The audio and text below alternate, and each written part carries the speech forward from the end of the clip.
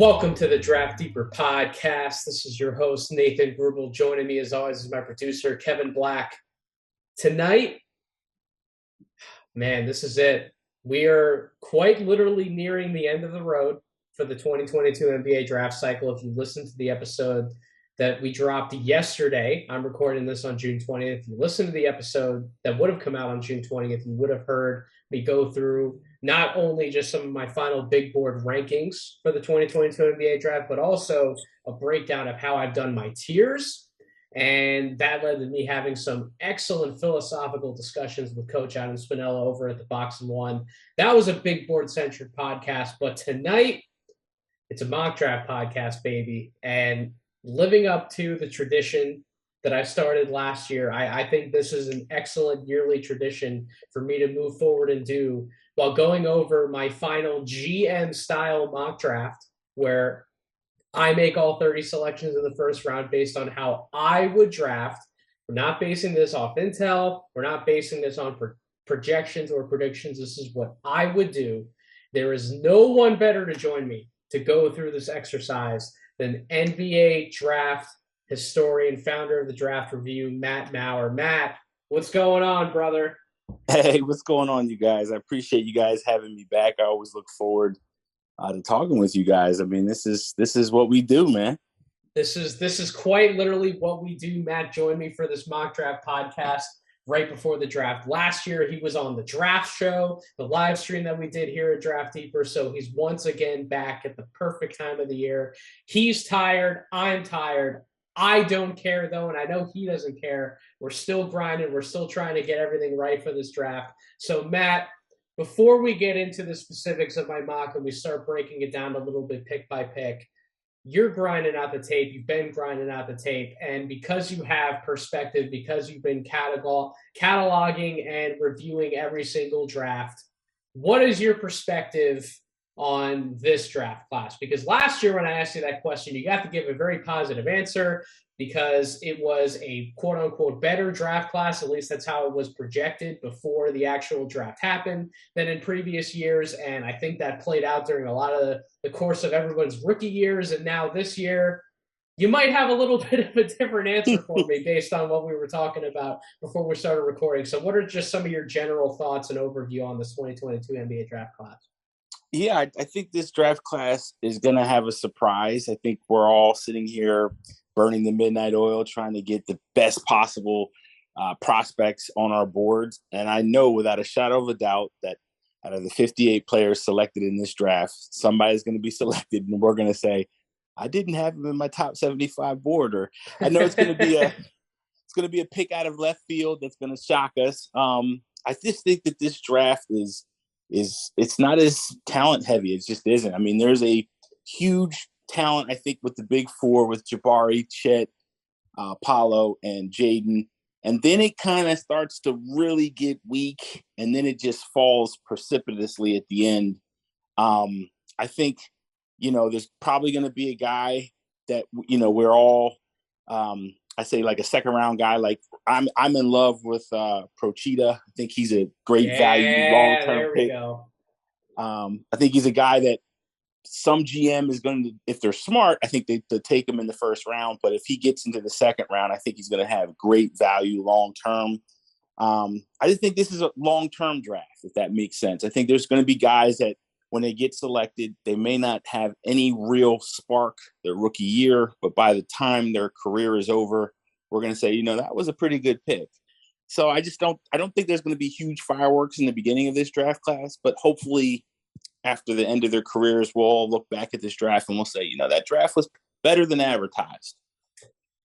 It's really interesting when you say, when you dub that it could be a long-term view draft, because I've kind of felt the same way over the last few months. One of the things I've repeated multiple times on this podcast feed is that I think some team or a group of teams are really going to strike gold in that 25 through 40 range in the draft. And Procida, speaking of Gabriel Procida, he's one of those guys that kind of falls in that 25 to 40 range. And that's just how I feel. We know some of the top talents that are going to be near the top end of the draft and in the lottery. once you get to like that mid first round range through towards the end of the first round, there are a number of really interesting guys that we can talk about. And I'm sure a number of those names are going to come up during the course of this mock draft exercise, but still a lot of question marks, right? Whereas some guys have fallen in like that 25 to 45 range from where they were preseason, where yeah, they didn't have some of the best freshman years, or we still have some glaring questions about them, but they still possess interesting upside and can still develop into becoming good players should they go to the right system and the right fit for them. So that's where I'm going to be really interested to watch on draft night, that 25 through 45 stretch. Who actually goes in that range? Who are making some of those picks? Which teams are going to become rich on draft night? And yeah, we know there's going to be some surprises, man. Do you think there's going to be a surprise that lives up to when you were doing shots on my live stream when Josh Primo got selected at 12 by the Spurs? Oh, without a shadow of a doubt. I think I know it's going to happen. Because I think as we got more information about the Josh Primo pick, they wanted to trade down.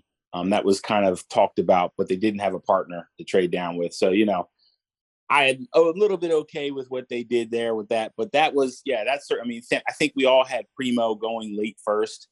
And some even had him going early second. I think we were one of the smarter ones, had him late first. But we didn't expect him to go that high. No. And that was like totally out of left field. So I have no doubt there's going to be somebody who we all think is a late first, early second round guy. And we're going to see them shoot up and we're going to be like, wow, didn't see that coming. So let's talk out my GM style mock draft for the 2022 NBA draft cycle. Let's talk this out. Let's see if maybe I made one of those picks in my mock draft that you weren't expecting to see. Maybe we have some agreements, some of disagreements. Let's walk through it. And obviously, Matt, we have to start at the very top. The Orlando Magic, the Oklahoma City Thunder, and the Houston Rockets. We think we know who those top three picks are going to be. If I were the Orlando Magic, I would take Chet Holmgren number one overall. He is the best player available on my personal big board. And when you're drafting near the top, you have to be in BPA mode. You have to be star hunting. You can't just draft for fit, or you think some guy's going to fit better with some of the personnel that you have, because these are bad teams that we're talking about. At the end of the day, they don't have the requisite talent to compete for a championship. So you don't know how many of these guys are even going to be on your roster like 2 to 3 years down the road. So you got to take who in your mind is the best player available. So if I'm doing this GM style, if I'm in charge for Orlando, I'm taking Chet Holmgren. Number two, the Oklahoma City Thunder. Given how the board would now fall if Chet was off the board, I would actually take Paolo Banchero. I have Paolo as the number two prospect on my board. I think if you dropped him in Oklahoma City, some of those passing situations would be really fascinating. You could have the ball moving between SGA, Giddey, and then you throw Powell in there. That offense could be absolutely dynamic. And then the Houston Rockets in this situation, how my board would fall, would get somebody who may end up going number one to the Orlando Magic on draft night. That would be Jabari Smith out of Auburn, would give them immediately an awesome shooting weapon off the catch. Maybe not as dynamic of an offensive player off the bounce, but they still have Jalen Green. They have Kevin Porter Jr. They have Josh Christopher still developing in the backcourt. You have some other guys there that can make things happen. Alperen Sengun can get the ball out of the post, and Jabari Smith on the wing. He would find a home right away, and he would bring them some of that defensive tenacity, that toughness, that nastiness that you didn't really see from a young team last year. So that's how the first three picks would fall in my eyes if I were selecting these players. Matt, what do you think about the top three? Who would your top three be? What does your board kind of look like at the top this year? Shockingly, maybe I'm bucking what the talking heads have, but in my power forward rankings, I actually have it exactly like you have it there for the top three. Okay. I think this thing about Chet that seems to, I don't know where it's come from. I don't know if it's because, there's just this anti-Chet sentiment that's kind of carried on. But I think what people don't understand about Chet is Gonzaga did him no favors offensively. Yes. The offensive force in that team, or should I say the coaching staff's vision, was to have everything run through Drew Timme. And essentially Chet was on the outside and really had to make Drew Timme do well and just kind of move his guy away from Drew Timme. So I think in that scenario, I think people don't understand. We didn't really get the chance to see we didn't get a chance to see Chet really in all his glory. So yeah, I don't know why everybody is so rebellious about him. I think it's a misunderstanding of how Chet plays. If anybody's seen him in AAU or even when he played in high school, you know that the Chet we saw in Gonzaga was kind of nerfed a little bit. He didn't really get a chance to really show his true skills. Paolo, I like him. If you could talk me out of that number 2 pick, I might take Jabari if the argument is good. Paolo, the only thing that worries me about Paolo is sometimes he seems to coast. I did like what I was seeing in the NCAA tournament where he looked a lot more hungry, looked a lot more aggressive. I don't think you can go wrong with Jabari either. I mean, he was great at Auburn. And is it just me, or I think the last time was 2013 when the number 1 team, we didn't know what the pick was going to be. And that was Anthony Bennett when Cleveland took him. It's weird. Like, no one knows what Orlando's going to do with this pick right now. Oh, Matt, don't even put that thought in my head, man. That's a scary scenario where I think this draft's going to turn out better at the top than that one did, but that's probably is the last time, because even like the year after that, 2014, we kind of Joel Embiid was projected to be the number 1 pick for so long, but then the injuries took over to where Andrew Wiggins was kind of like that next man up in terms of who we thought would actually go number 1. So yeah, when we look back at it, mystery number 1 picks all the way up to draft day. Yeah, you probably have to go back that far, but I would certainly rate all 3 of these players higher on a big board than I would Anthony Bennett. So hopefully we get better results at the top of the draft. But I agree with you. I agree with everything you said about Chet Holmgren.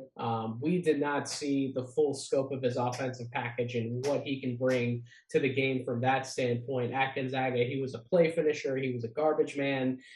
I've said this so many times, and I will keep saying it until we finally see him on an NBA floor. If he would have gotten the same offensive opportunities that Chet got, that Paolo got, to catch the ball sort of in the same places on the court, I wonder if we'd be having a different conversation about his offense. And if we'd be having a different conversation at this point, if he would be the surefire number 1 overall pick on everybody's big boards, on everybody's mock drafts, I really do wonder that. But I'm glad to hear that we have this same 3 up to this point. Sacramento, Matt, we know is where it gets interesting. And man, you've gotten to chronicle a lot of these drafts where Sacramento has just flat out gotten it wrong. I would truly hope they wouldn't get it wrong again, but we don't know what they're going to do. We don't know if they're going to keep the pick and make it.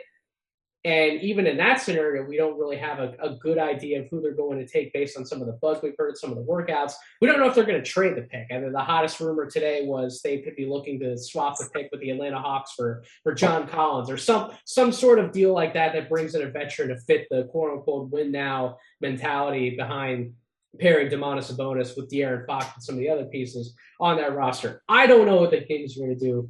All I can say is if I were the Sacramento Kings, I understand wanting to possibly draft Keegan Murray because he could be a better fit alongside those 2 players, but he's not who I would have ranked as the best player available behind those 3. That would be Jaden Ivey, and I just come back to it. The more I think about it, the more I think they're not going to take Jaden Ivey because that's just what the Sacramento Kings have historically done. They've historically passed on the best talent still left on the board to try and mix and match and fill different gaps. And if they take player X, then maybe they can make the playoffs, or at this point now they'd be trying to make the play-in. Like, that's the kind of short-term goal or vision that they have consistently year over year.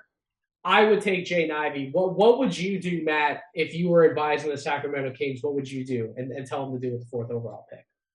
I would run to the podium and take Jaden Ivey. Okay. Run. So we're 4 for 4. So why would you tell them to run to the podium and take Jaden Ivey?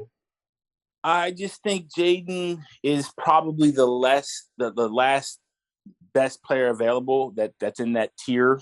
I mean, you got like I'd probably put Chet and Paolo in tier one. I'd probably have Jabari and Jaden Ivey in tier two. I think he's just BPA to me, best player available. I think he's dynamic. I think he gets to the rim. There's a lot of things that I think Jaden Ivey will fit well with De'Aaron Fox. I think you got an athletic backcourt that could be scary. I just think Jaden Ivey just represents to me what Sacramento needs, which is some star power and more importantly, just excitement. I mean, the Kings are already one of the fastest teams in the NBA. I just think adding another dynamic piece like that will do wonders. I do not buy into the theory that for some reason there's this odd thought process that Jaden Ivey is going to be a point guard. He hasn't shown that at Purdue. I think he's more best fit for the off guard position. I think he can do point guard and spot up, but I don't think that's really what his future is going to be. So, yeah, I really like Jaden Ivey for them. So we're 4 for 4 in what you and I would do. I think that those are the consensus top 4 guys in the draft. And despite there being some mystery around that 4th slot and a lot of mock draft scenarios, you and I are in agreement. We're in lockstep. It should be Jaden Ivey who goes at 4. So in this scenario, then we kind of get to an interesting point where the Detroit Pistons could go a number of directions at 5, depending on who's the best player on your board, what their long-term outlook is, who they envision being that next man next to Cade Cunningham for the foreseeable future. If I were in charge of the Detroit Pistons, and this is how the draft ended up falling with those 4 guys off the board, my next best player available would be Keegan Murray. And in that same vein, I think he does continue to check a number of good boxes for the Pistons. He provides Cade with another offensive player who he might not be dynamic in terms of creating his own shot off the dribble, but he's very smart. He's one of the smartest players we have in this draft class. He knows how to get to his spots and make the most of taking the space and taking advantage of when he does get to his spots. He's crafty. He can shoot the ball, and he's one of the more versatile defenders that we have in this draft class, in my opinion, maybe not based on dynamic athleticism, but he's big enough, he's long enough, he's strong enough, and his awareness, his vision, his processing on that end of the floor, to me, really makes him one of the better two-way threats that we have in this draft class, with potential offensive upside of that of a Tobias Harris. So those are the reasons why, if I were the Pistons, I would go Keegan Murray. If you had the chance to make the pick for the Pistons, Matt, where would you go? Or are you in agreement that Keegan Murray should be the pick? I so far we're 5 for 5 because I have Keegan Murray as well. I agree with every point you made. I think a lot of people have blown out of proportion the idea that they don't know where he'll play at the next level. I mean, I've heard some people argue that he's a small forward. I had some people argue he's a power forward. Right now, I think the thing most importantly is he's just a dynamic shooter, and I think that is, and he can score, and I think that right there is the value that he brings.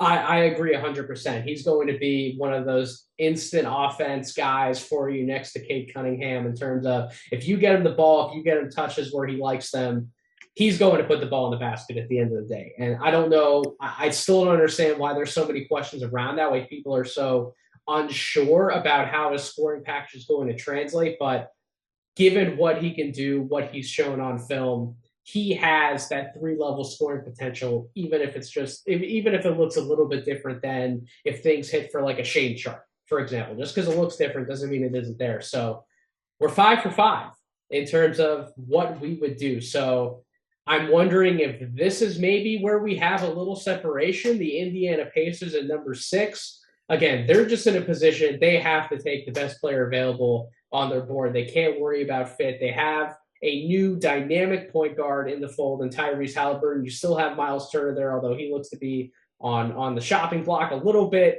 You still have some interesting pieces that could be brought back. You have some other young guys there like Chris Duarte, Isaiah Jackson. There are some young pieces there. There are some interesting veterans who aren't that old who could still mix in with whoever they bring into the fold with pick number 6. And it could be It could be great in terms of chemistry. It all depends on really which direction they want to go. I would take Johnny Davis here. Johnny Davis is the sixth guy on my personal big board. There's an argument for Dyson Daniels. There's an argument for Benedict Mathurin. There is, to an extent, an argument for Shane Sharp, even AJ Griffin. Any of those wings could be in play for the Indiana Pacers. But Johnny Davis is the guard who I just think being able to play defense the way that he does in the backcourt, covering up some of those weaknesses where Tyrese Halliburton hasn't exactly been so great in the NBA on the defensive side of the ball. Offensively, I think they complement each other. And just in terms of star upside, again, star hunting near the top end of the lottery, I think Johnny Davis still has a chance to be one of those really, really awesome kick-ass number two options in the NBA and has that star potential, measures out closer to 6'6", really reminds me of some of his pull-up game, his craft, his finishing, his underrated passing ability, really reminds me of Devin Booker in some of those respects. So that's where I would go at pick number 6, Matt. Are we still in lockstep, or is this where we deviate a little bit? This is where we deviate a little bit. Okay. But you already named the gentleman that I would take here, and that would be Benedict Mathurin. I think he's just – I really like what he projects at the next level. I think he has a little bit more upside than Johnny. And I really like everything I've seen from him. I like the development. I like things that he changed. It's just, I think it's a great fit for him there. So that's where I would go. I would go with Benedict. I'm going to get to Mathurin not too long after this pick. Don't worry with where I would want to go, but I have. So that's where we differ a little bit. That's perfectly fine. I don't know if we'll be back in alignment on this next pick, but the Portland Trailblazers are on the clock at number 7. I would take Dyson Daniels if I were the Portland Trailblazers. If this is how the draft fell, I would run up to that podium and take Dyson Daniels if they were to keep the pick again. This is another team that has plenty of different scenarios on the board as far as trades, as far as finding veteran talent to help better complement putting a winning situation around Damian Lillard. If they aren't going to go young player, that's the type of direction they would go. But if they do want to bring in another youngster into the mix, Dyson Daniels checks so many boxes for them. The most important one, Matt, he would just come in and be arguably the best defender that they've had in years. The Trailblazers have been notoriously known for not playing defense over the last 3 to 4 years. Dyson Daniels is arguably the best 1 through 3 defender in this draft class. He would help cover up all of those holes that Damian Lillard doesn't provide on the defensive side of the ball in the perimeter. And then he could help complement Dame. Dyson Daniels can be your secondary playmaker, your pick and roll guy. He can help get Damian Lillard more catch and shoot opportunities, more easy scoring opportunities, and take some of the playmaking pressure off of Lillard's shoulders. So I would love the Dyson Daniels fade. What do you think about the Daniels fade with Portland? Now we're back in lockstep. I have Daniels as well going to Portland. Again, I think he's a guy that, could challenge on draft night. Maybe it'll surprise some people. I wouldn't be shocked to see him maybe start to have some views in the top 5. But for right now, I think he fits nicely with Portland. I think that's a good spot for him. So we're in agreement. This next pick has been divisive, to say the least, in the draft community. Matt, I've heard like 5 to 6 different names come up in different scenarios for this pick. You could go one of the wings, one of the bigs could be in play here. All of a sudden, Jeremy Sohan has started to get some buzz. Even one of the wings that I have picked a little bit later on in this lottery, Ousmane Dieng, has really picked up a lot of steam. I mentioned AJ Griffin's name already. I know Dan Purcell, former New Orleans Pelicans executive, when I had him on the podcast, he didn't love this pick, but I'm still going to make it. This is where I would take Shane Sharp in the lottery, because I don't, as much as you can make the argument that New Orleans needs to bring in somebody who can play right now next to the other top offensive options they have on the team, and Zion, B.I., and C.J., they have depth virtually everywhere on the team, to where this is one of those squads I think could afford to take a swing on a talent like Sharp, who I don't believe is going to be ready to impact at the NBA level in his first year. Let him develop, bring him along a little slowly. And then eventually, when he has gone through some of that development, when he's gotten some more on-court reps in year 2 with some of these, big pillars to what the team is doing for the foreseeable future, you start to see more of that talent ooze out, which he is one of the most naturally gifted players in this draft class. If you could find that fourth star with this pick, I mean, now we're really talking about the Pelicans contending for championships, not just contending in the West in the playoffs. At this point now in the NBA, you have to have as many good players at every single position as possible. And if you can potentially find another great one and take a swing on Shaedon Sharpe right here, I think this is the team, one of the teams I should say in the lottery that can afford to do it the most. What do you think about the Sharpe pick in New Orleans? I'm actually right there with you. I have been going 8 as well.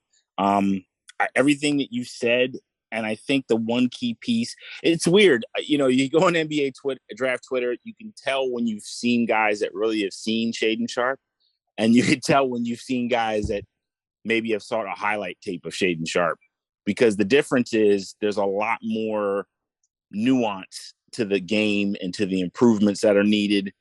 When you talk to somebody who hasn't really seen Shaedon Sharpe, they just give you generalities. Whereas if you talk to somebody who's really watched the AAU times, some of his Dream City Christian School play, you see that there are some things that he really needs to work on. I think given that time period, and as you said, the Pelicans are a team that can afford to give him some of that time to improve ball handling, to improve, first step, getting better separation from guys. Those things are going to be vital for him at the next level, and going to a team like the Pelicans, I think, does afford him that timetable.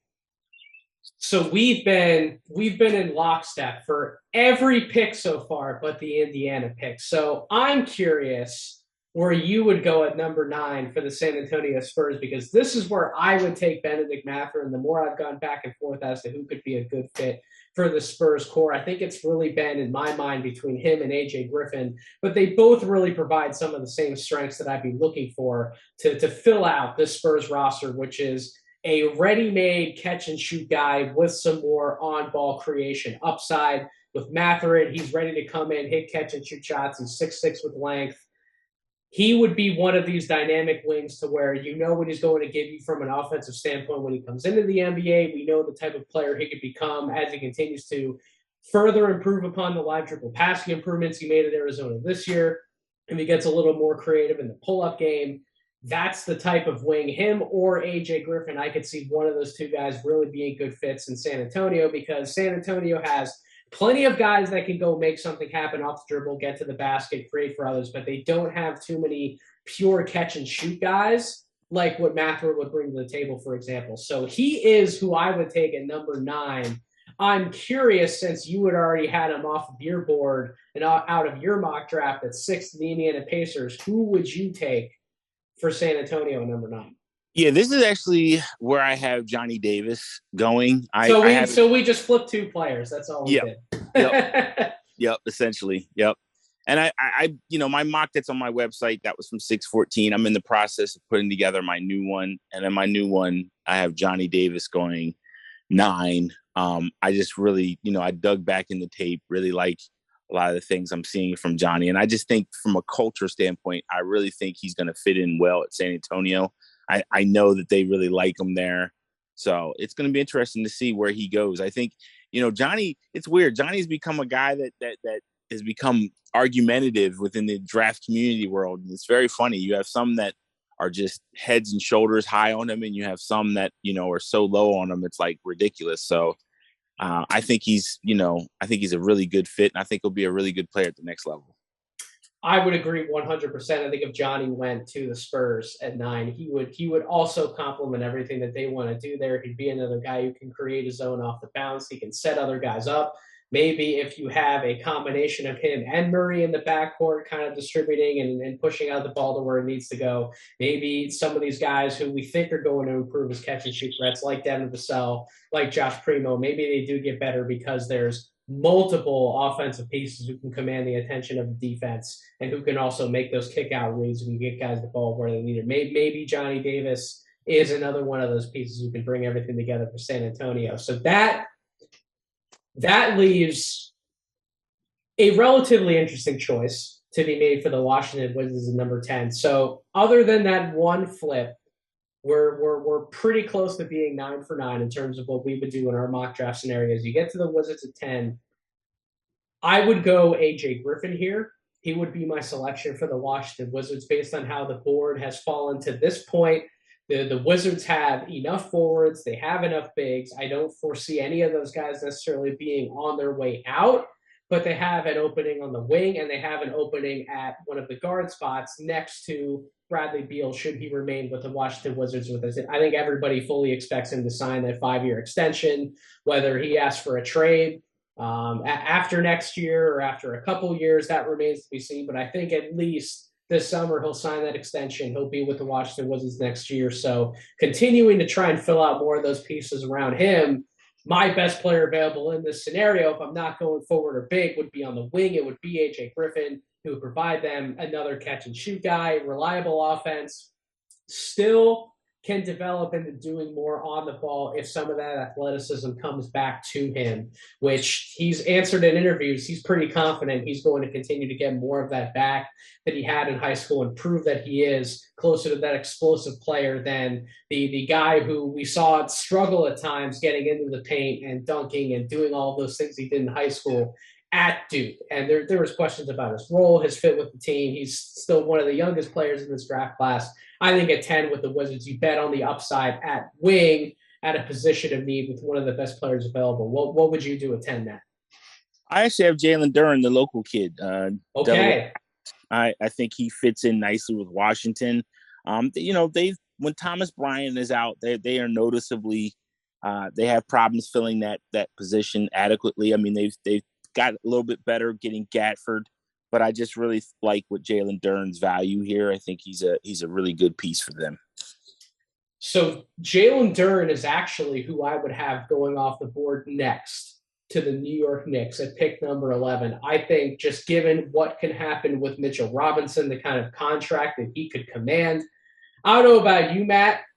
I don't want to pay Mitchell Robinson $18 to $20 million a year. I think you might have a different opinion on that. I'm curious to hear some of your thoughts about the big man spot for the Knicks and what you think about my pick. But if I'm operating under the circumstances, my personal preference that I don't think Mitchell Robinson's the best long-term answer at the center spot, I think grabbing a young big like Jalen Duren, who has the promise of not just being a rim runner, not just being a physical presence on the interior, but also has shown some flashes of being a short roll playmaker, a better passer than given credit for, somebody who is improving on a shooting touch to space the floor.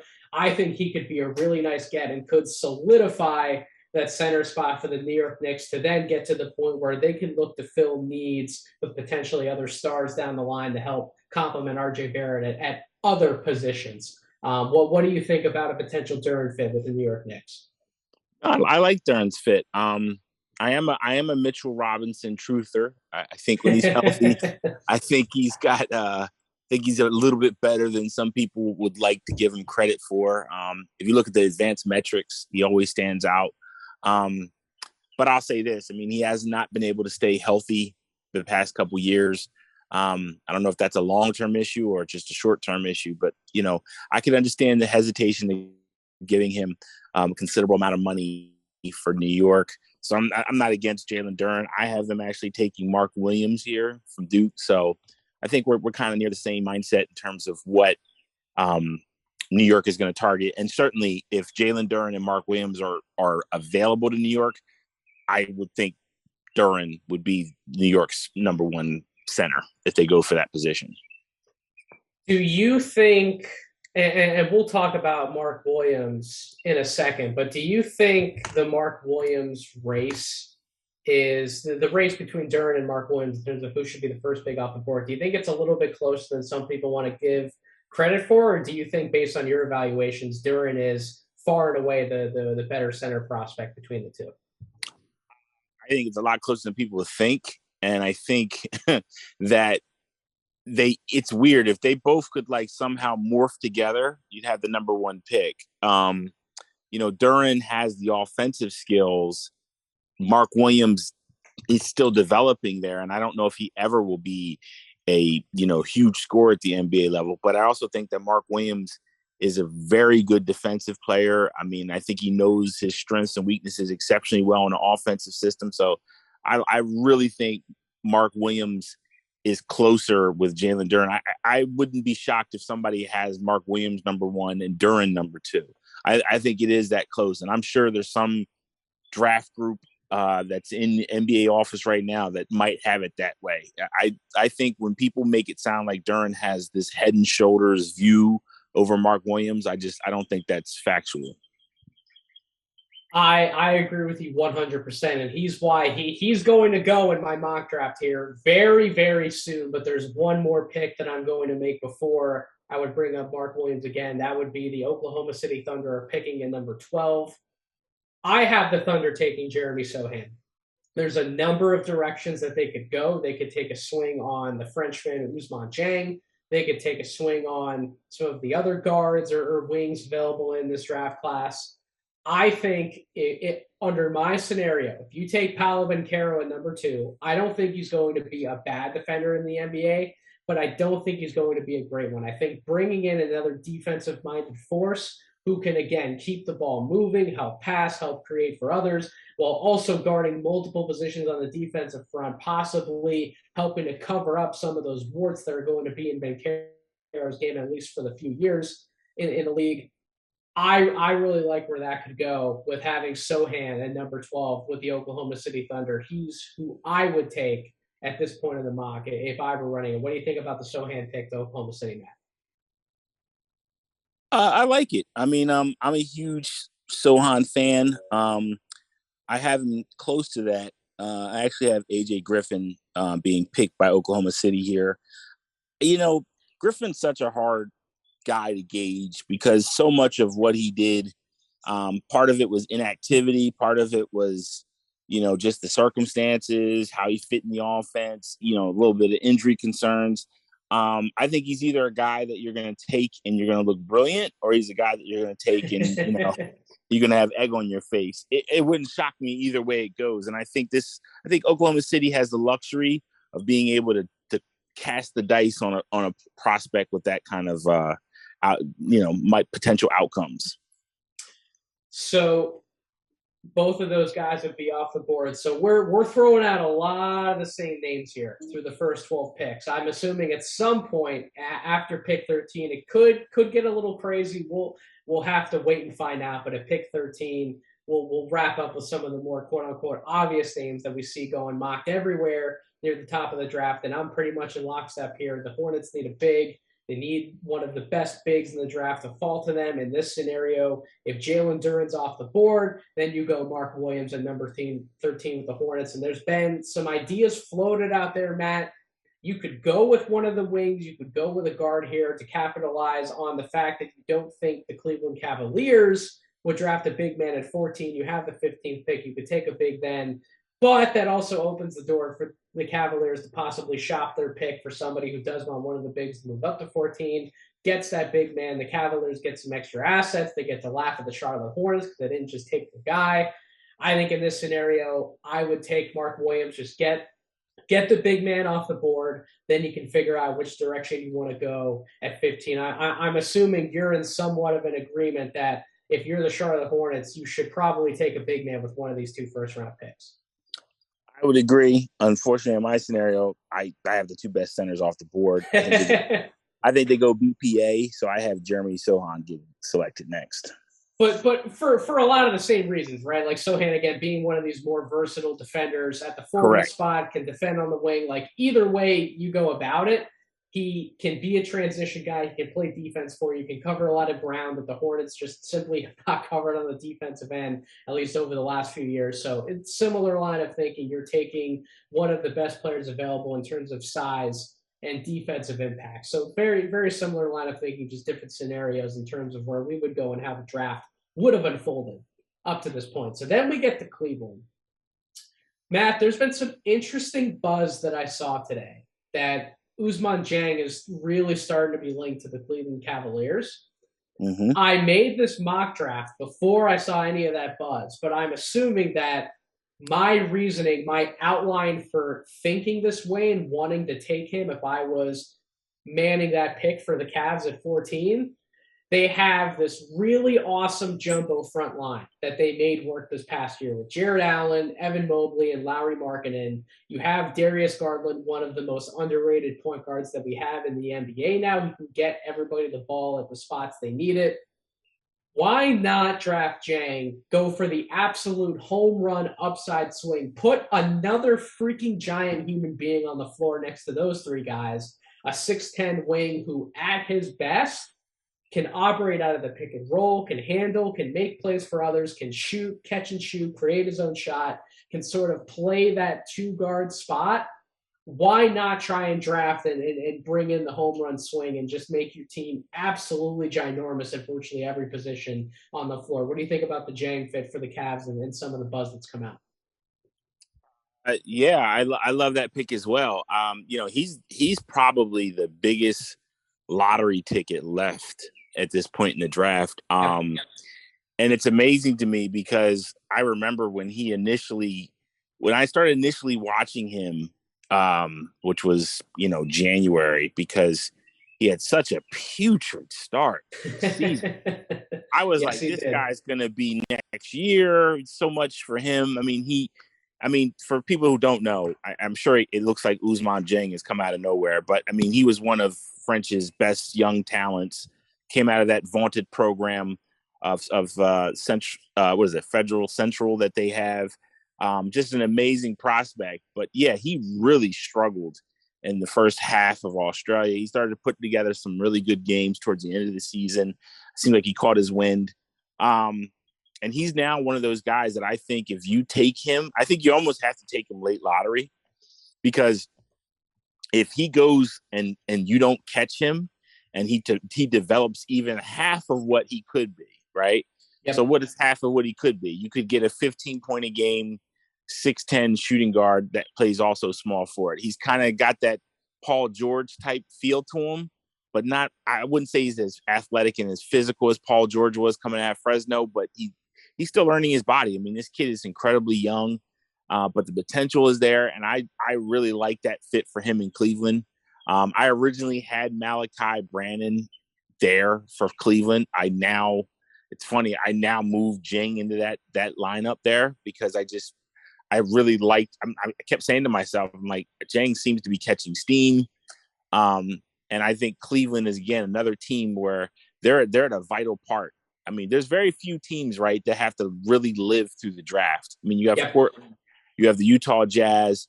I really believe Cleveland is that other franchise that really has to make sure that they get the most value they can from the draft. And I think they've built beautifully. I think this is the next piece that they do. And if Jang can be half of what he could develop into, they've got themselves really set, and they got a really nice lineup. And then you pair him with Darius Garland. I think that's a beautiful fit. If Jang went even higher on draft night than what you and I are talking about in the scenario with him going at 14, let's say Portland falls in love with him at 7, or New Orleans takes him at number 8. You and I aren't mocking him there, but I think you and I also respect his game for very similar reasons. We've thrown out the same type of Paul George comp. Now, obviously not a direct one-to-one comp, but I also see some of those similarities in their respective games, and there are some things that Jang does in the court that really reminds me of like a Paul George type of upside swing at the wing. Would that be one of those draft night surprises where you'd kind of look and you'd go, I did not expect to see that coming, or would you not be as surprised just given some of the steam he's been building and some of your evaluations? Would that kind of be like you'd think it might be a little bit of a ballsy swing, but not like an unprecedented one? Yeah, it'd be ballsy to me. And it'd be one of those picks where it's like, man, that GM's really all in. But it wouldn't shock me. If Ousmane went as high as 8, or if he went top 5, my face would go numb. But 8, 9, I wouldn't be as shocked by that. I would say, man, that's really early. But again, the intrigue is so tantalizing. I could understand a team saying, you know what, I want to take a shot at this. Yeah, you and I are in 100% agreement there. So that brings us out of the lottery, Matt. There are still plenty more intriguing picks that can be made. But that wraps up the lottery. So I'll just review for everybody listening. what I've done in this scenario. So I have Chet Holmgren number 1 to the Magic, Paolo Banchero number 2 to the Thunder, Jabari Smith number 3 to the Rockets, Ivy to the Kings at number 4, Keegan Murray to the Pistons at 5, Johnny Davis to the Pacers at 6, Dyson Daniels to the Blazers at 7, Shane Sharp to the Pelicans at number 8, Benedict Mathurin to the Spurs at number 9, AJ Griffin to the Wizards at 10, Jalen Duren to the Knicks at 11, Jeremy Sohan to the Thunder at 12, Mark Williams to the Hornets at 13, and Ousmane Dieng to the Cavaliers at 14. That's the pick we just wrapped up with. So let's move through the rest of this first round mock. At number 15, Matt, this pick, I made this pick on my last mock draft podcast here on this feed. I thought that Corey and Rucker, my fellow No Ceilings brethren, were going to look at me like I was absolutely batshit crazy for making this pick. But now, all of a sudden, how the turntables, how the steam picks up for Mr. Jalen Williams out of Santa Clara. And boy, oh boy, now does he have solidified top 20 buzz, could potentially sneak up into the late lottery. I think he'd be a great fit for Charlotte. And the argument that I've made on the last podcast, Matt, that I still think holds true is that with LaMelo Ball in the fold in Charlotte, with them searching for a veteran head coach who can get the most out of this young roster that they have, I think the pressure is going to be on in Charlotte to start winning some basketball games because Ball is one of those young stars who could potentially be a transcendent talent who really, really wants to start racking up wins to better build out his brand. Pressure could be on in Charlotte. They got to nail both of these picks. I think if Mark Williams getting him with one of those picks in this scenario would be awesome to fill that center spot. Getting Jalen Williams with the other pick would just ensure that you're bringing in another wing who can play his position, who can defend up to a certain level in the NBA, who can handle the ball, who can play out of pick and roll, one of the better catch and shoot threats we have by the numbers in this draft class. He just checks a number of boxes while still offering some versatility that we're not seeing from some of these other wings that we could look at as we move into the later portion of this first round. So that's why, while this might be a little high or a little bit rich for some people's blood, I have Jalen Williams going here at 15 to the Hornets. That's who I would pick in this spot. Do you think this is a little too high for Jalen Williams, or do you think it's about just right in terms of what you would rate his stock to be at this point? No, I actually have him pegged pretty close. I have him going 19, I believe. So no, I don't think it's out of the stretch. And I do definitely want to give you some flowers. I mean, certainly you guys, and the rest of the No Ceilings crew seem to be very early on Jalen Williams. And I really believe in giving people their flowers. So, kudos for that, because I can tell you, at least on my end, I did not have Jalen Williams on the first round in my mock in March. I didn't have him there. I had him in the second round. So, again, hats off to you guys. You guys very early identified him as a guy that could make some noise. And, I just think that just shows that, you guys really are working really hard and really taking in inventory of how good players are. So, again, hats off to that. But, yeah, Jalen Williams is not a stretch here at 15. Again, I think he's a guy, to your point, that has that maturity, which is rare now for teams to get in the draft. And I think he just knows how to score. He has that Paul Pierce type ability to just fill it up, and he knows. I've never seen him play a game where it's like, man, this is really bad. I mean, he took on Gonzaga. He's always showed up. I mean, I just really like him. And he showed up to the combine too, and he blew the doors off of everybody there. He looked like he belonged in the NBA, ready to play right away. And that's why I just think from that perspective, if you want to nail that pick, I know what I'm going to get from Jalen Williams. He might not have star upside, but I think he has certainly starter potential at the NBA level at one of the most desired spots in the league, which is at that wing position, 6'5" with a 7'2" wingspan. He's going to check a lot of boxes for you. And I will take those kind words in stride, Matt, and thank you. I will not take all of the credit for that. I will redirect that credit to Tyler Rucker over at No Ceilings, who really educated us on Jalen Williams and his game. And it took me a little while to come around to moving him up because I hadn't done the deep film dive. But when I did, I was like, man, this dude is right. Jalen Williams belongs in the first round. And then you start to dig even deeper and deeper and deeper. And you hear the kid talk, and Albert, over from the Draft Deck pod at No Ceilings. He just did an awesome interview with Jalen Williams. You hear the kid speak. You hear the type of personality that he has. I fall more in love with his case in the draft as the days go on. So that's why I have him as high as 15. At 16, the Atlanta Hawks. Speaking of teams that need to nail this draft pick if they make it, holy smokes. The Hawks, 1 year, they're in the Eastern Conference Finals. The next, I mean, they're not even close to sniffing where they were in the playoffs the previous year. So they really need to turn some things around. They got to take somebody who we know is going to come in and play. Ochai Agbaji out of Kansas is one of those wings. I think he'd be in an excellent position to help contribute right away with the Atlanta Hawks. He's a knockdown shooter. He's going to defend at least the 2-guard spot. He can guard some point guards, potentially guard up to the 3. He's strong. He's built well.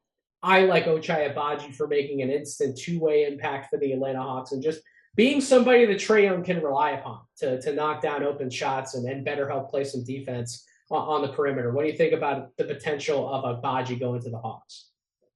No, I like that. I actually had Agbaji right there in my June 14th mock. I kind of moved things around, and now I have Malachi Brandon going there.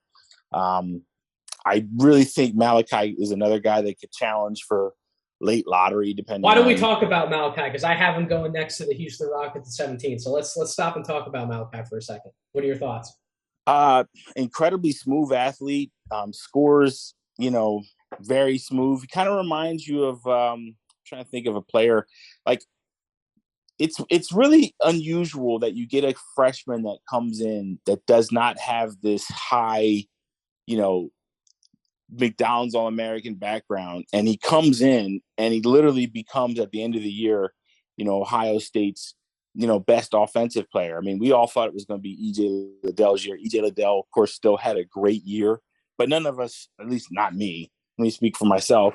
No. Don't. You can put me in the same camp as yourself, brother. I did not expect Brandon to rise as far up my board either so quickly. Yeah, I just think he's just an incredible shooter. I mean, every time I see him play, he just plays like a vet. Nothing is rushed. Everything is very smooth. He just shoots in traffic, off the dribble. Everything is very smooth. If there is a part of his game that I do worry about the next level, it's getting complete separation from guys, being able to go into the basket clean. Those are things I do worry about. But just from the offensive side, there's just a lot there to like. And I think he's a guy that, could challenge, like I said, for that anywhere between, I think, 12 to 14 in that late lottery part. I think teams will start looking at him. I agree 100%. I think if it wasn't for me moving Jang up my board a little bit to where I would want to take him in this scenario with the Cleveland Cavaliers for everything they outlined, for a few weeks, Malachi Brandon, same line of thinking. He was also in that spot for me. And I think that having a guy who can give you offense as like a fourth option, but potentially give you enough offense to where he's putting up like 20 to 25 points on any given night.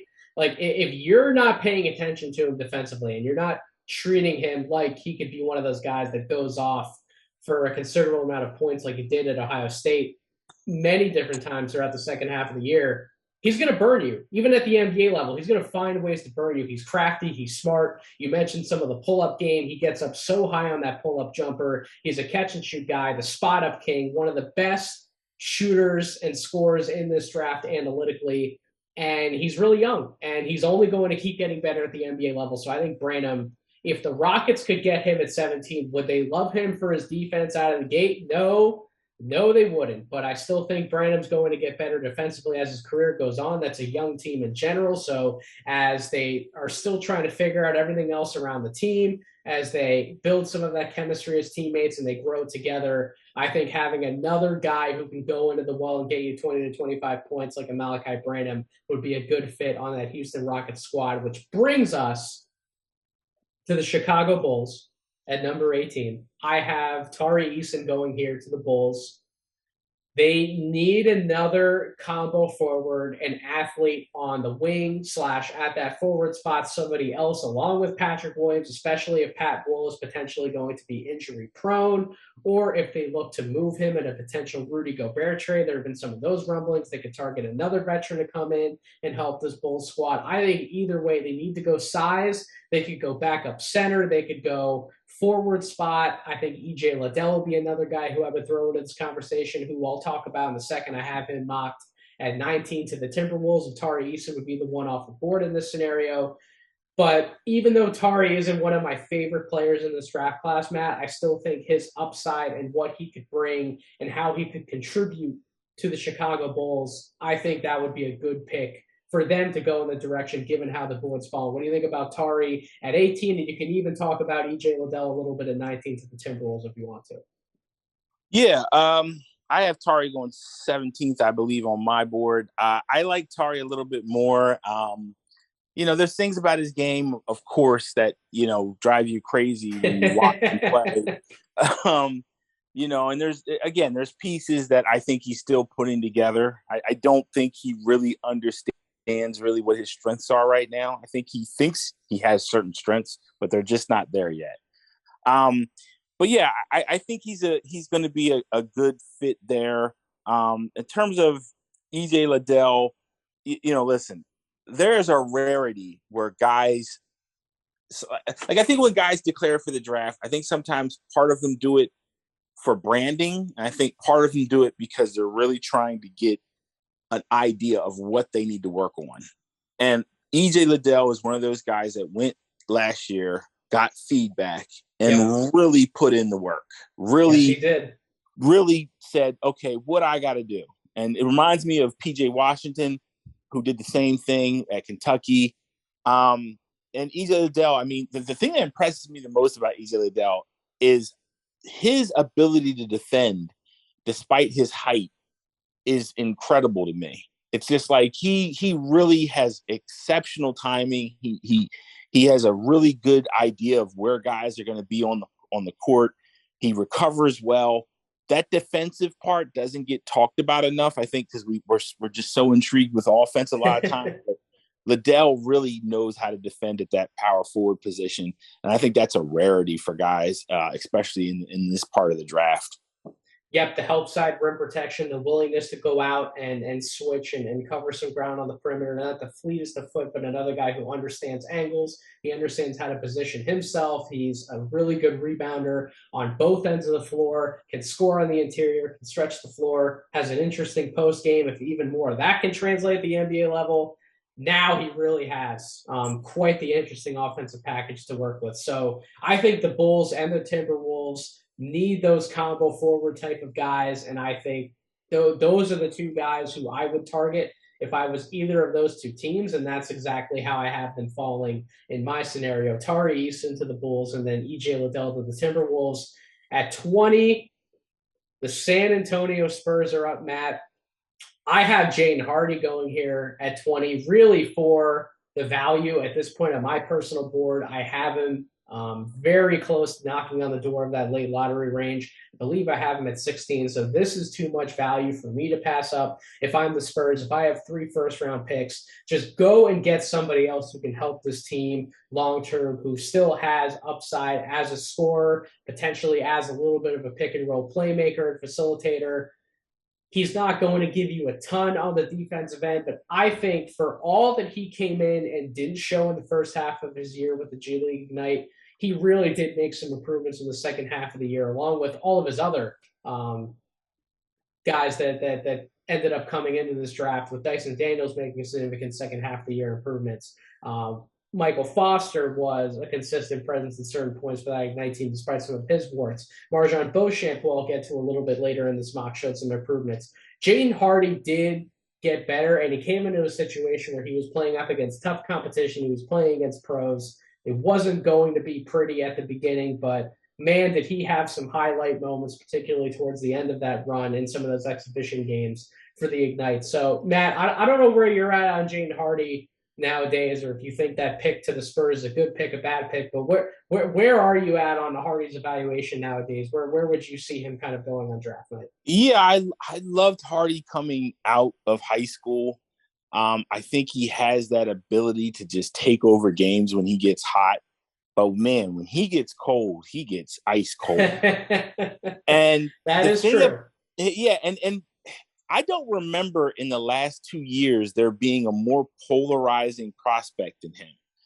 There's people that love him, there's people that hate him, and there's people that just like, nah. I really like him. I would say I love him because I do think he has that rarefied ability where he's like Cam Thomas, where like he can just get on, and when he's on, he'll shoot you out. He'll take over the game, but he also has that ability to shoot you out of the game. So it's kind of a live and die situation with him. But I think he's one of those guys that 3-4 years from now we might be asking, why did he go 20? Yeah. He's got that kind of talent. So I'm with you. I love his talent. I just, for some reason, he's very polarizing. Well, speaking of polarizing, then you're going to have a field day with pick number 21 on my mock draft. Speaking of polarizing perimeter talents, I have Bryce McGowens going to the Denver Nuggets at 21. He's one of these guys. I have him top 20 on my board. I've been back and forth with him at different points throughout the year, but being back and forth in terms of how high I would have him amongst my first round grades, not asking myself the question, should he be drafted in the first round? I've kept him inside the top 30 all year long. And his scoring instincts, what he can do, putting the ball in the basket for somebody his age, 6'7", at that wing position, there are plenty of concerns. There are a number of red flags that you can talk about in your evaluation for why he could go in the second round as opposed to the first round. But I believe in the talent. I believe in following the BPA philosophy and taking a chance on a player who could really become something 2 to 3 years down the road. And in a situation like the Denver Nuggets have, where they don't need a rookie to come in and contribute immediately right away out of the gate, they can afford to develop somebody over time. And if they develop somebody like a Bryce McGowens, man, they don't really have a lot of dynamic wings on the roster, depending on how you still view Michael Porter Jr. They have plenty of guards. They have Nikola Jokic, and I'm sure that they can find another big man or two to continue to contribute behind him at the center spot.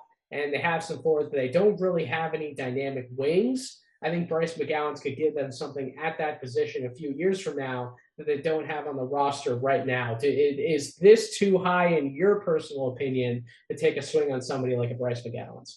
No, because I'm a McGowan's truther. Yes. I absolutely love the talent. I don't know how anybody can watch the tape and tell me they don't see this amazing natural scorer who just makes moves that are just pro moves. Now, I'll give you, to your point, there's a lot of red flags. We could talk about the team performance. We could talk about a lot of different things, right?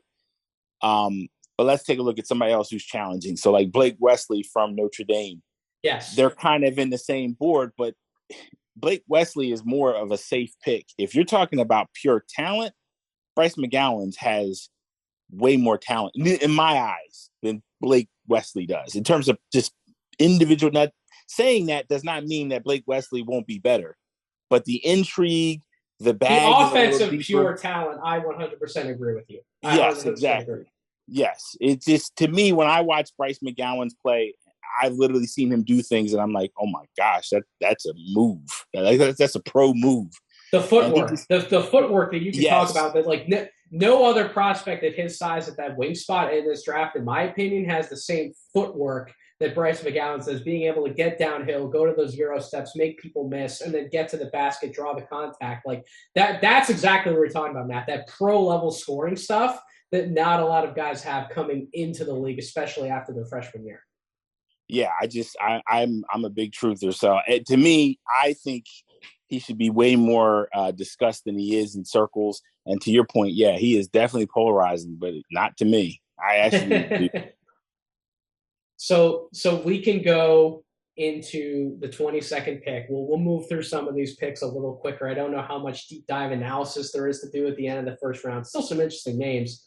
22, the Memphis Grizzlies. I would have them taking Ty Washington in this scenario. I think the Grizzlies do need another guard to be able to play that backup role. Should Tyus Jones ultimately walk out the door, I don't know if they're going to re-sign him and bring him back along with Kyle Anderson. They need another guy in there to be able to get reps and play a backup point guard spot, along with offering some offensive upside in terms of shooting, off-ball scoring. Should they want to play some of those really fun, interesting, smaller lineups where you still have another guard on the floor next to, or in between, I should say, a John Morant and a Desmond Bane, Ty Washington can be that guy. He can shoot off the ball. He can shoot on the move. He can do a lot of fun things for you offensively, is competitive on the defensive end, maybe doesn't have that ultimate starters level upside of a guard, in my opinion, but can still be one of those really awesome backup guards for you and can play potentially starters caliber minutes. That's who I have at 22. And then 23 for my hometown Philadelphia 76ers. I have talked myself into this fit. There was one point where I was rooting for Blake Wesley. Speaking of Blake Wesley, we'll talk about him a little bit later, but I was rooting for him to potentially go in this spot to Philly at 23 should they be the ones making that pick, given the situation with the swap stuff between them and Brooklyn. But they are going to make the pick this year. I talked myself into Dalen Terry. And the reason why I talked myself into Dalen Terry is those defensive chops that he has at 6'7" on the perimeter was showing enough upside to be a guy who can get downhill and hopefully one day finish better around the basket, who can shoot from the outside, albeit he didn't do it at volume, but he was able to shoot from the outside. He can handle the ball, he can pass, he can make other guys better, and he's a low mistake, low turnover player to help complement some of those other young guys that they have who are still developing in Jaden Springer. And then we obviously know what Tyrese Maxey is going to be for that team in the long term. So just given what they need more of, they need guys who can switch and guard 1 through 3, and they need better passing from that guard spot. They need reliable shooting, which I do think Dalen Terry will be a reliable shooter a few years from now. He, to me, seems like an awesome defensive fit next to Jaden Springer in the long term and next to Tyrese Maxey. What do you think about my choice, Dalen Terry, at 23? Would you go a different direction, or can you kind of see what I'm trying to put together with him at 23? No, I definitely see it. I mean, he does a lot of things that I think Philadelphia would love to have. I think the one part, that Dalen Terry really makes people salivate is this idea that because I don't think he's really touched it yet. I think what we're seeing on tape is just his natural instincts. He's a tremendous, well, I don't like to say tremendous. That might be too exorbitant there for me to say, but he's definitely a very, very good passer. He definitely creates for guys. And there's been so much of that. As a matter of fact, some people have actually stated they could see him at point guard. I wouldn't go that far, but I really believe in his ability to create for guys. I think you pair him with a Maxey, you really got something special there. He finishes in traffic. There's a lot of things I like with Dalen Terry, and I could see Philadelphia picking him. So let's run through picks 24 through 30 really quick on my board, Matt. Then I'll ask you if any one or two of these picks particularly stands out to you. So I have 24, the Milwaukee Bucks. I can see them going with a combo forward, taking a swing at somebody like a Nikola Jovic. At 25, I think the San Antonio Spurs just need to take one of the better wing talents available, and Marjon Beauchamp is one of the best transition wings, if not the best. In my opinion, in this class, has some shooting upside and will compete defensively. I like him and his athletic talents fitting the Spurs at 25. 26, oh, how the mighty have fallen, but at the same time, Patrick Baldwin still makes some sense with Houston, a low-pressure situation. They're not going to be expected to win right out of the gate. Let him develop some of his areas that he wasn't so proficient in at Milwaukee, in college, and let him be one of those standstill knockdown shooters at 6'10". Let him bring some of that floor spacing to a team in Houston that will desperately need catch-and-shoot guys the further this team gets in its development. At 27, the Miami Heat, I have Blake Wesley going here. Again, BPA, in my opinion, still left on the board. I would love Blake Wesley developing in Miami behind some of those competitors. I think he would fit that Heat culture really well. And at that combo guard spot, He would bring them something in terms of defense that I don't think the team has right now to be able to compete for the future. 28, the Golden State Warriors, the rich can keep getting richer. Give them Kennedy Chandler, the backup point guard out of Tennessee. He has potential starters upside. If anything happens with Steph, we've seen him have some injury problems at different points in his career.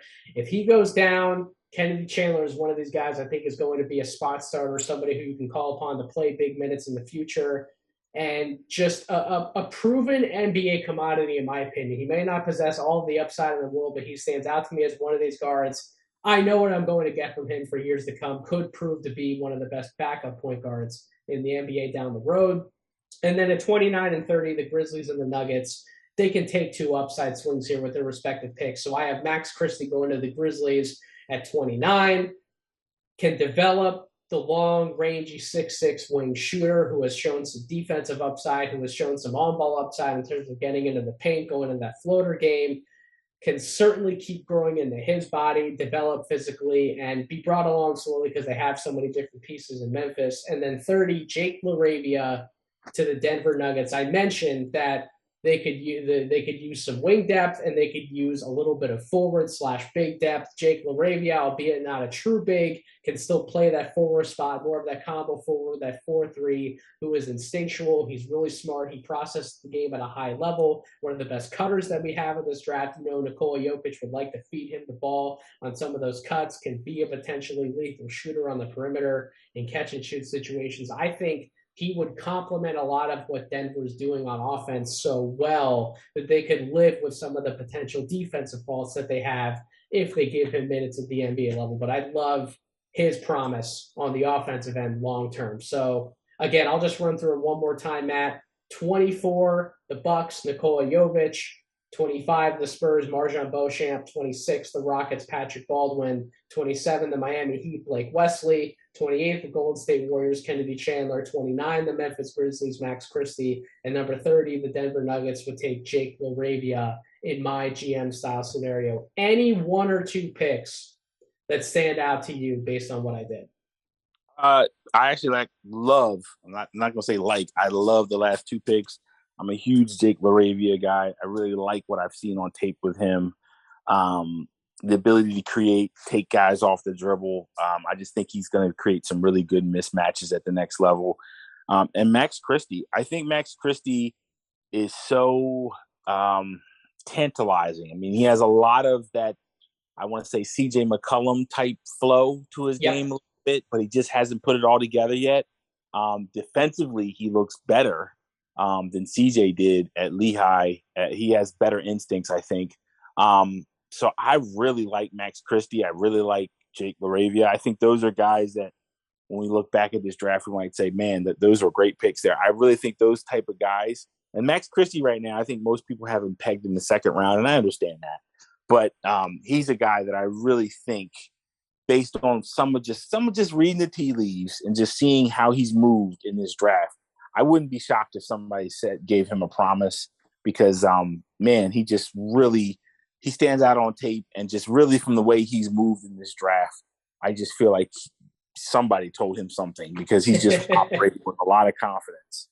Hey, boss, we are Max Christie fans over here in No Ceilings. I do not have him that high on my board, but there are some among us. I just had to put our last composite board together. There are some among us who have him inside the top 20 on their board. So we would be in agreement. Max Christie should go in the first round. We all think there's not that we are reporters and No Ceilings, but we get some intel every now and then. We do think there's been enough buzz around to where we think Max Christie would absolutely go in the first round on draft night. We'll see where he goes. I think one of these teams that have multiple first round picks can absolutely afford to take a chance on somebody like him. Is there anybody who didn't go in the first round mock draft that I put together who you think will ultimately go in the first round on draft night? Anybody who could stand out to you that you're like, Nate, maybe you should have put this guy in the first round in your mock?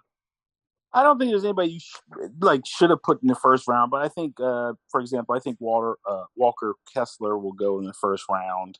I just think with the way that teams are so need size, I think he'll go. maybe Kendall Brown I could see, or Christian Brown from Kansas. I could see one of those guys maybe getting in the first round buzz there. Talk about how the mighty have fallen. I mean, Kendall Brown first half of the year was, top 15 pick, and Jeremy Sohan literally flip-flopped with him, and it's amazing to see. I personally would have liked to see Kendall Brown go back to school, but that didn't happen. And just, I think the most weirdest thing of this whole draft, and I'd love to get your view on this. Yes. The whole Caleb Houston promise thing that came out, like a month ago. It was like, I just could never buy into it. I don't see how that could even be factual. So a little bit of a spoiler warning. We did put together a predictions mock draft at No Ceilings that we will release on draft day. And just a little bit of a spoiler, a little tease from that. We do have Caleb Houston going in the first round as far as our predictions, because we do buy into the promise buzz. And I thought about putting him in the first round in this mock draft, Matt, but I just come back to, I'm in the same camp as you. At this point, I do not have a first round grade on him. I have him in the 40s on my board. So if I'm crafting this mock draft GM style, if this is what I would do if I were in charge of making every single pick based on how the board falls, how the draft board falls, I would not take him in the first round. So that's why I do not have him going here. I'm along your line of thinking that he probably got a promise. We'll find out in a few years if that was a smart promise or not. We'll see where he goes on draft night. But to your line of thinking, I would not take him in the first round. That's why he didn't end up in the first round on this mock draft. But a good name to throw out there at the end of this podcast, because it is something that fans need to be aware of on draft night. That could absolutely happen. So, Matt, this was an absolute pleasure. I'm glad that I had you on to run through the first round, how I would do the first round mock draft if I were making all of these picks. And I'm glad that you and I didn't have too many disagreements. We're along a similar line of thinking. And I am glad to hear that, because you're somebody who I look up to in the community, Matt. You do a lot of good work. You put in the time, you put in the effort to get better and educate people on all of these prospects, on past drafts. And it's interesting to just get perspective from somebody like that, as I said last year, in terms of how the draft can actually fall on draft night. And you've seen a lot, you've studied a lot. So generally your line of thinking is a good one to follow in terms of how all of this could actually play out. So I appreciate you coming on the podcast, Matt. One more time for my audience, everywhere that they can find you, everywhere they can find the work that you do consistently throughout the year, because you do a lot of it, and I appreciate you coming on. Oh, thank you so much, man. I really appreciate it. Such kind words. I really, really, really appreciate that. You can find my work at thedraftview.com. I'm also on Twitter. You can find me on Facebook. And, I'm on occasional podcasts, and I talk this thing that we all love. I'm in the process of writing a book about the NBA draft history that will be available in bookstores. Hopefully next year. I'm almost done. And then I also have an NBA draft museum that I'll be doing as well online. So big things ahead, and really appreciate, as usual, you being gracious with your time and your platform. Thank you so much.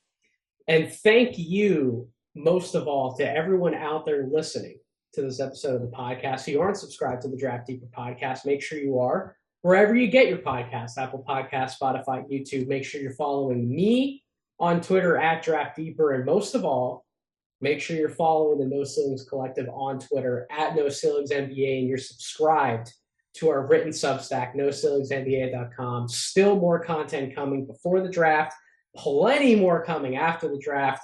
And one last PSA, I got my merch in, at least the first half of my big-ass merch order from NoCeilingsNBA.BigCartel.com. I promise you want to cop this stuff. It looks great on you. It feels good to wear it. The shirts are soft. I can confirm all of the positive reviews I've heard already. You want to get this stuff in your arsenal, in your wardrobe. Definitely go check out our merch. And there's still time to purchase the digital copy of our No Ceilings NBA draft guide. Trust me, you want to read through, you want to see who are the 58 guys we wrote about. We gave our thoughts, our strengths, our weaknesses, our breakdown, our shades of.